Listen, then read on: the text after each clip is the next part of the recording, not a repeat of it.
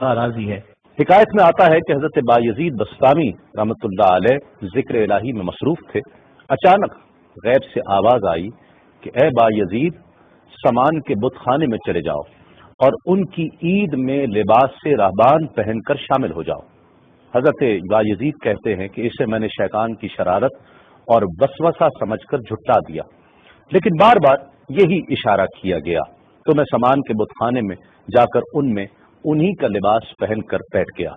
لوگ جمع ہو رہے تھے، کچھ دیر بعد ان کا بڑا رہبان وہاں پہنچ گیا۔ سب لوگ اس کا باز سننے کے لیے ہمتن گوش تھے۔ بہت دیر تک وہ بڑا رہبان کچھ نہ بولا تو ایک رہبان کھڑا ہوا اور اس نے بڑے رہبان سے سوال کیا کہ کیا ہم آپ کی حکمت بھری باتیں سننے کے لیے آئے ہیں، آپ کچھ کہتے کیوں نہیں ہیں؟ اب بڑے رہبان نے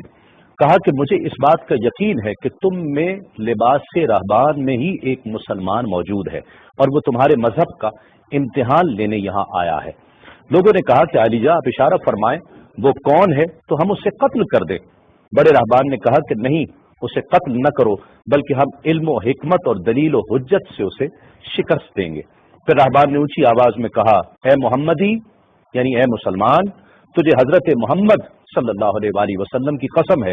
تم جہاں بھی ہو کھڑے ہو جاؤ تاکہ ہم سب تمہیں دیکھ سکیں۔ حضرت بایزید فرماتے ہیں کہ میں کھڑا ہو گیا، زبان پر ذکر الہی جاری تھا۔ تب بڑے رہبان نے کہا کہ میں تم سے کچھ سوالات کروں گا، اگر تم نے اس کے جوابات دے دیے تو ہم تیرے تابع ہو جائیں گے، اور اگر تم جوابات دینے سے عاجز ہوئے تو اور جوابات نہ دے سکے تو ہم تجھے قتل کر دیں گے۔ بایزید بستامی نے فرمایا تم سوال کرو، انشاءاللہ میں جوابات دوں گا۔ بڑے رہبان نے سوالات کا آغاز کیا کہ وہ ایک چیز کیا ہے جس جیسی دوسری کوئی نہیں ہے، وہ دو کیا ہیں جن کا تیسرا کوئی نہیں ہے، وہ تین کیا ہے جن کے ساتھ چوتھا کوئی نہیں ہے، وہ چار کیا ہیں جن کے ساتھ پانچواں کوئی نہیں ہے، وہ پانچ کیا ہیں جن کے ساتھ چھٹا کوئی نہیں ہے، وہ چھ کیا ہیں جن کے ساتھ ساتواں کوئی نہیں ہے، وہ سات کیا ہیں جن کا آٹھواں کوئی نہیں ہے، وہ آٹھ کیا ہیں جن کے ساتھ نواں کوئی نہیں ہے، وہ نو کیا ہیں جن کے ساتھ دسواں کوئی نہیں ہے، وہ 10 کیا ہیں جو کامل ہیں، اور 11 کیا ہے، اور 12 کیا ہیں، اور 13 کیا ہیں، اور 14 کیا ہیں جو اللہ سے باتیں کرتے ہیں۔ اور بتلاؤ کہ وہ کیا چیز ہے کہ جو بغیر روح کے دم لیتی ہے، اور وہ قبر کون سی ہے جو صاحب قبر کو لیے پھرتی ہے، اور وہ پانی کون سا ہے جو نہ آسمان سے آیا اور نہ زمین سے نکلا۔ اور بتاؤ وہ چار چیزیں کیا ہیں جو نہ جن ہیں، نہ آدمی، نہ فرشتہ، اور نہ وہ باپ کی پشت سے ہیں اور نہ ماں کے شکم سے ہیں۔ اور بتاؤ کہ سب سے اول زمین پر قتل کس نے کیا، اور بتاؤ التامیہ کیا ہے، اور بتاؤ کہ وہ کون سا درخت ہے جس کی 12 ٹہنیاں ہیں اور ہر ٹہنی میں 30 پتے ہیں اور ہر پتے میں 5 شگوفے ہیں، اور ان میں سے 2 دھوپ کے اندر ہیں اور 3 سائے میں ہیں۔ اور وہ کیا چیز ہے جو بیت الحرام کا حج کرتی ہے مگر اس میں نہ روح ہے اور نہ اس پر حج فرض ہے۔ اور بتاؤ رات کہاں جاتی ہے جب دن نکلتا ہے، اور جب رات ہو جاتی ہے تو دن کہاں چلا جاتا ہے۔ یہ سوالات کر کے رہبان خاموش ہو گیا۔ حضرت بایزید بستامی جو اب تک بڑے سکون اور تأمل کے ساتھ سوال سن رہے تھے، فرمایا سوالات ختم ہوئے یا اور بھی کوئی سوال ہے؟ رہبان نے کہا بس ان سوالات کے جوابات دو۔ حضرت بایزید بستامی فرماتے ہیں کہ اگر میں ان سوالات کے جوابات دے دوں تو کیا رسول اللہ صلی اللہ علیہ وآلہ وسلم پر ایمان لے آؤ گے؟ رہبان نے کہا کہ ہاں، اگر تم ان سوالات کے جوابات دے دو تو ہم سب مسلمان ہو جائیں گے۔ حضرت بایزید بستامی نے فرمایا تو سنو، وہ ایک کیا ہے جس جیسا دوسرا کوئی نہیں، وہ اللہ رب العزت کی ذات پاک ہے، اور جو 2 ہیں تیسرا ان کے ساتھ کوئی نہیں، وہ دن اور رات ہیں، اور جو 3 ہیں جن کے ساتھ چوتھا کوئی نہیں، وہ عرش، کرسی اور قلم ہیں، اور جو 4 ہیں 5واں ان کے ساتھ کوئی نہیں، وہ اللہ کی 4 کتابیں توریت، زبور، انجیل اور قرآن مجید ہیں،